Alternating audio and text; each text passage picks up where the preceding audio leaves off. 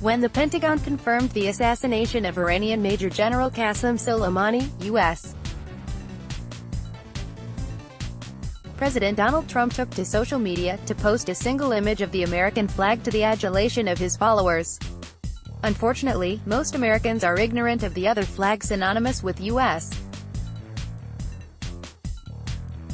foreign policy, that of the false flag, utilized to deceive the public and stir up support for endless war abroad. While the chicken hawk defenders of Trump's reckless decision to murder one of the biggest contributors in the defeat of ISIS salivated over possible war with Iran, their appetite was spoiled by Tehran's retaliatory precision strikes of 2 U.S. bases in Iraq that deliberately avoided casualties while in accordance with the Islamic Republic's right to self-defense under Article 51 of the United Nations Charter. The reprisal successfully de-escalated the crisis but sent a clear message: Iran was willing to stand up to the U.S. with the backing of Russia and China, while Washington underestimated Tehran, which forewarned the Iraqi government of its impending counterattack so U.S. personnel could evacuate.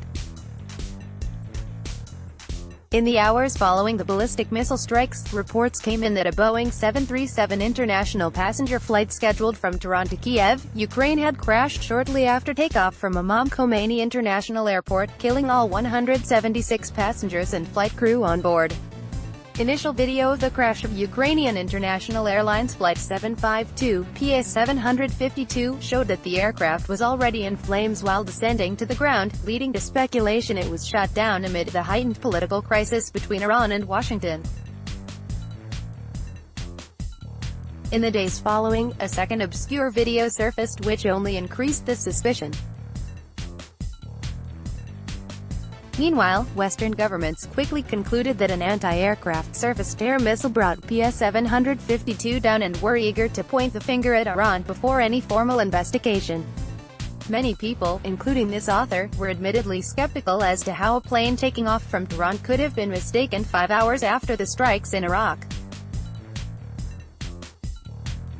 Nevertheless, those with reservations turned out to be wrong when days later the Islamic Revolutionary Guard Corps (IRGC) came clean that its aerospace forces made a human error and accidentally shot the passenger plane down after mistaking it for an incoming cruise missile when it flew close to a military base during a heightened state of alert in anticipation of U.S. attack.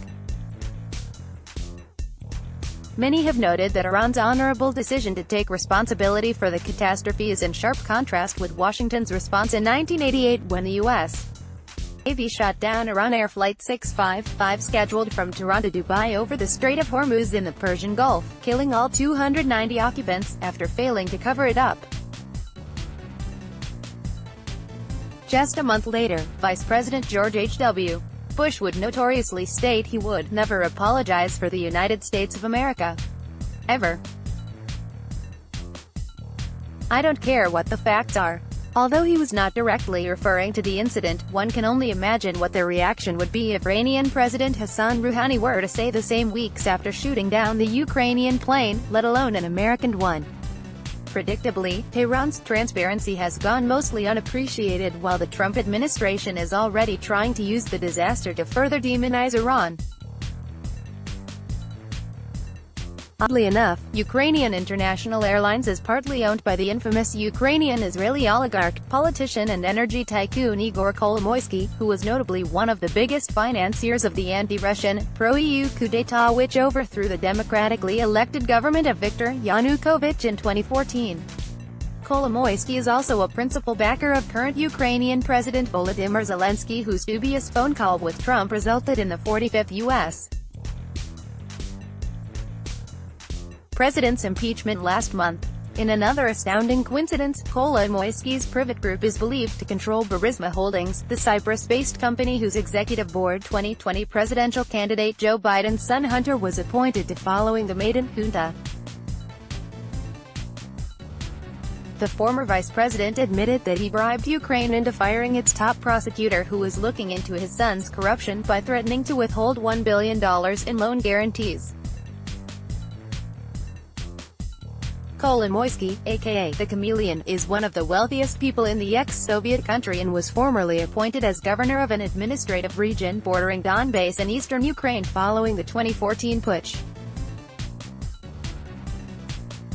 He has also funded a battalion of volunteer neo-Nazi mercenaries fighting alongside the Ukrainian army in the war in Donbass against Russian-speaking separatists, which the military aid temporarily withheld by the Trump administration that was disputably contingent upon an investigation of Biden and his son goes to.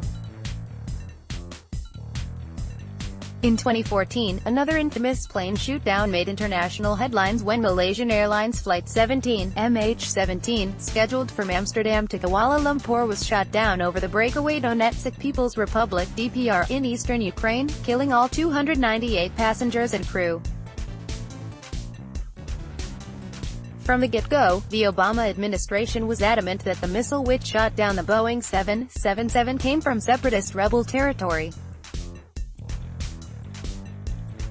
However, Malaysian Prime Minister Mahathir bin Mohamad denounced the charges brought against the Russian and Ukrainian nationals indicted in the NATO-led investigation, dismissing the entire probe as a politically motivated effort predetermined to scapegoat Moscow and exclude Malaysian participation in the inquiry from the very beginning. Mohamad is featured in the excellent documentary MH-17, Call for Justice, made by a team of independent journalists, which contests the NATO scripted narrative and reveals that the Buk missile was more likely launched from Ukrainian army-controlled territory than the DPR. One of Kolomoisky's hired guns could also have been responsible. Shamefully, Iran's admission of guilt in the PS-752 downing is already being used by establishment propagandists to discredit skeptics and conflated with similar contested past events like MH17 in order to intimidate dissenting voices from speaking up in the future. The Bellingcat investigative journalism collective, which made its name incriminating Moscow for the MH17 tragedy, are the principal offenders. Bellingcat bills itself as an independent, citizen journalism group even though its founder Elliot Higgins is employed by the Atlantic Council think tank, which receives funding from NATO, the U.S. State Department, the National Endowment for Democracy, NED, George Soros Open Society Foundation NGO, and numerous other regime change factories. Despite its enormous conflict of interest, Bellingcat remains highly cited by corporate media as a supposedly reputable source. At the outset, nearly everything about the PS-752 tragedy gave one déjà vu of the MH17 disaster, including the rush to judgment by Western governments, so it was only natural for many to distrust the official narrative until more facts came out. None of this changes that the use of commercial passenger jets as false flag targets for U.S. national security subterfuge is a verifiable historical fact, not a conspiracy theory. In 1997, the U.S. National Archives declassified a 1962 memo proposed by the Joint Chiefs of Staff and Department of Defense for then Secretary of State Robert McNamara entitled Justification for U.S. Military intervention in Cuba. The document outlined a series of false flag terrorist attacks, codenamed Operation Northwoods, to be carried out on a range of targets and blamed on the Cuban government to give grounds for an invasion of Havana in order to depose Fidel Castro. These scenarios included targets within the U.S., in particular Miami, Florida, which had become a haven of right-wing émigrés and defectors following the Cuban Revolution. In addition to the sinking of a Cuban refugee boat, one Northwoods plan included the staging of attacks on a civilian jet airliner and a U.S. Air Force plane to be pinned on Castro's government. 8. It is possible to create an incident which will demonstrate convincingly that a Cuban aircraft has attacked and shot down a chartered civil airliner en route from the United States to Jamaica, Guatemala, Panama or Venezuela. The destination would be chosen only to cause the flight planned route to cross Cuba. The passengers could be a group of college students off on a holiday or any grouping of persons with a common interest to support chartering a non-scheduled flight. 9. It is possible to create an incident which will make it appear that communist Cuban MiGs have destroyed a USAF aircraft over international waters in an unprovoked attack. Although Operation Northwoods was rejected by then U.S. President John F. Kennedy, which many believe was a factor in his subsequent assassination, Cuban exiles with the support of U.S. intelligence would later be implicated in such an attack the following decade with the bombing of Cubano Airlines Flight 455 in 1976, which killed all 73 passengers and crew on board.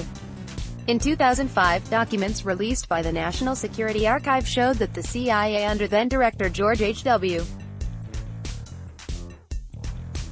Bush had advanced knowledge of the plans of a Dominican Republic-based Cuban exile terrorist organization, the Coordination of United Revolutionary Organizations, CORU, at the direction of former CIA operative Luis Posada Carriles to blow up the airliner. The U.S. later refused to extradite Carriles to Cuba to face charges, and although he never admitted to masterminding the bombing of the jet, he publicly confessed to other attacks on tourist hotels in Cuba during the 1990s and was later arrested in 2000 for attempting to blow up an auditorium in Panama trying to assassinate Castro. In 1962, the planners of Operation Northwoods concluded that such deceptive operations would shift U.S. public opinion unanimously against Cuba. World opinion and the United Nations Forum should be favorably affected by developing the international image of Cuban government as rash and irresponsible, and as an alarming and unpredictable threat to the peace of the Western Hemisphere. The same talking points are used by the U.S. government to demonize Iran today. Initially, some Western intelligence sources also concluded that it was a malfunction or overheated engine that brought PS-752 down, in corroboration with the Iranian government's original explanation, until the narrative abruptly shifted the following day. That they were so quick to hold Iran accountable without any investigation gave the apparent likelihood that PS-752 could have fallen prey to a Northwoods-style false flag operation designed to further isolate Iran and defame its leaders after they took precautions to avoid U.S. casualties in their retaliatory strikes for the killing of Soleimani. Maintaining the image of Iran as a nefarious regime is crucial in justifying hawkish U.S. policies toward the country, and Iran's noted restraint in its retaliation put a dent in that impression. So many were suspicious, and rightly so.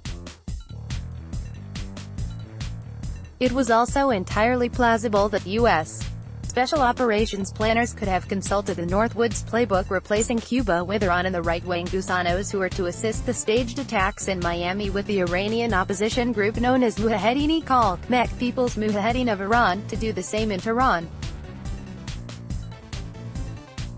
July of last year, Trump's personal lawyer and former New York City Mayor Rudolph Giuliani gave a paid speech at the cult-like group's compound in Albania, where he not only referred to the group as Iran's government in exile, but stated the U.S.'s explicit intentions to use them for regime change in Iran. The MEC enjoys high-level contacts in the Trump administration, and the group was elated at his decision to murder Soleimani in Baghdad. From 1997 until 2012, the MEC was on the State Department's list of terrorist organizations until it was removed by the Obama administration after its expulsion from Iraq in order to relocate the group to fortified bases in Albania and the NATO Protectorate of Kosovo. The latter disputed territory is a perfect fit for the rebranded group, having been founded by another deregistered foreign terrorist organization, the Al-Qaeda-linked Kosovo Liberation Army (KLA), whose leader, Hashim Thaçi, presides over the partially recognized state. The MEC are no longer designated as such despite the State Department's own account of its bloody history. During the 1970s, the MEC staged terrorist attacks inside Iran to destabilize and embarrass the Shah's regime. The group killed several U.S. military personnel and civilians working on defense projects in Tehran. The group also supported the takeover in 1979 of the U.S. Embassy in Tehran.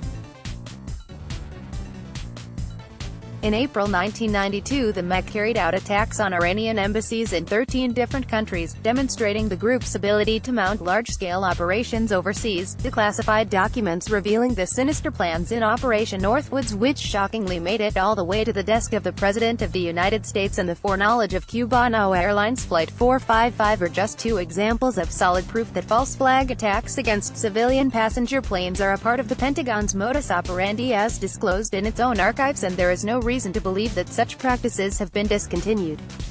That the U.S. is still cozy with former terror groups like MH seeking to repatriate is good reason to believe its use of militant exiles for covert operations like those from Havana has not been retired.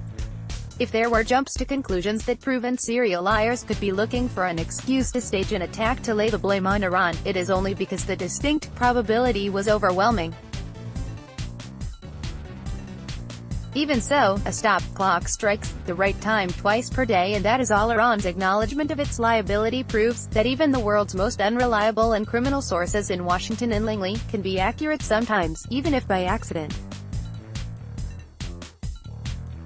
Stay skeptical. Let's block ads. Why?